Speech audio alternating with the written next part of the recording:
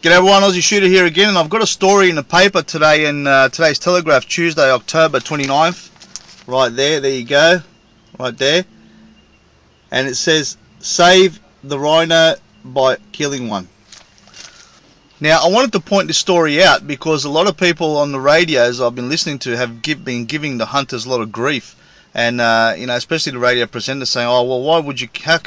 How does this work? How can this be possibly right?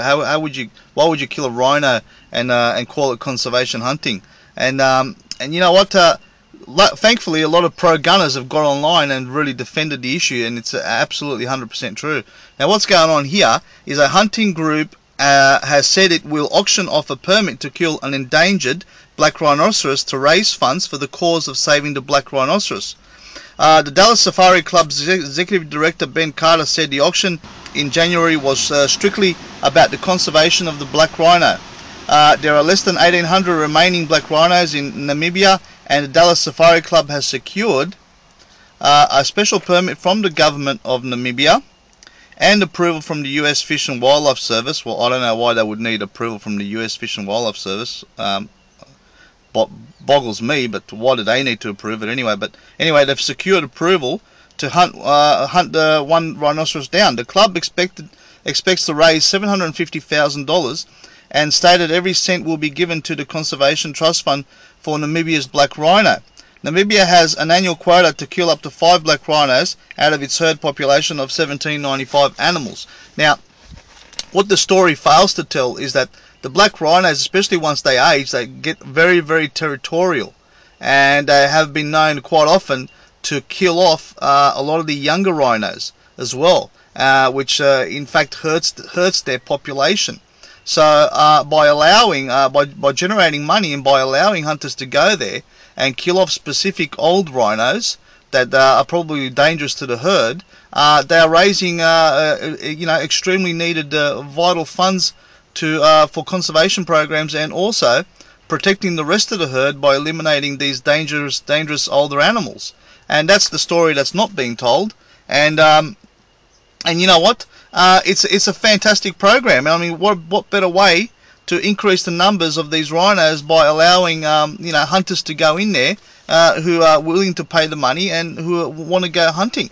And, you know, I think that's a really, really excellent program. Now, there are a lot of greenies out there listening to this are quite horrified, okay? And I just want to address that, okay? So just please don't turn off the channel. If you're a greenie and you're listening to this and you're absolutely disgusted, please stay tuned, okay? I want to explain something to you, all right?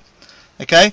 The amount of money that's raised by greenie groups to fund research like this is only a tiny fraction, okay, of what hunters can do, of the money that's raised by hunters. Now, every year hunters pour millions, if not billions of dollars into their sport, into their recreation, into hunting. Why? Because we love it. Okay, I'm a member of a huge amount of organisation. I'm quite happily pour $500 a year into my hobby, being a member of all these organisations. And that's the difference between the greenies and the hunters. We're quite happy to put our money where our mouth is, while greenies out there criticise us and say, oh, how disgusting you are, how this and that, whatever. But you know what? When it comes to actually saving and doing something for, you know, to save the animals, to actually going out there and contributing money and all that stuff, the greenies, you're absolutely hopeless. You're hopeless. You're full of sentiment, but you're not. You got absolutely no action behind you, or whatever action there is completely ineffective. So I just want to address that, okay, guys?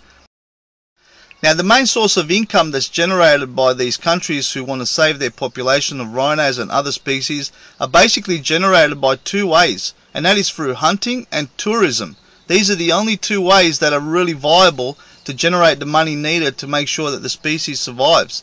Now if you're a greenie and if you haven't been a tourist and you probably haven't been a hunter, then you're not doing very much at all to contribute to saving the species.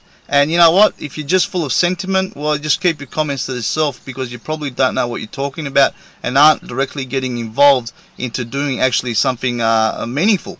So that's all I have to say about that.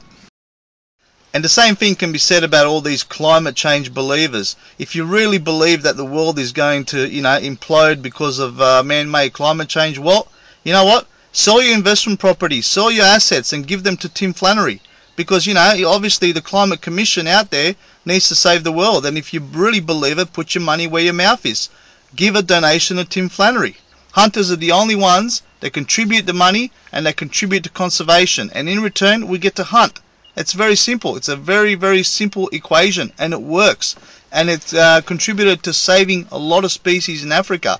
There are a huge amount of game parks in Africa that are dedicated to conserving all sorts of species of animals. It's in their best interest to make sure that these animals thrive, so that they're there for future generations, and also they're there for future generations of hunters. So that's basically how it works, guys. So all you greenies that are against programs like this, mate, do your research, read the facts, and if you don't like it, fine. You raise the money. Put your money where your mouth is. Stop complaining about it and put your money where your mouth is.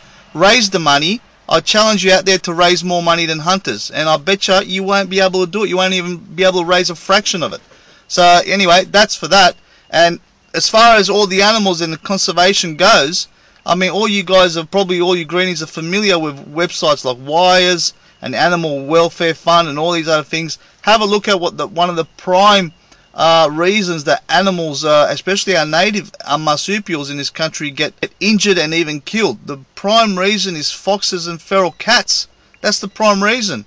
And you know, if you're a greenie, ask yourself the question, what have you done personally to reduce the number of foxes and feral cats out there? What have you done? You've done nothing.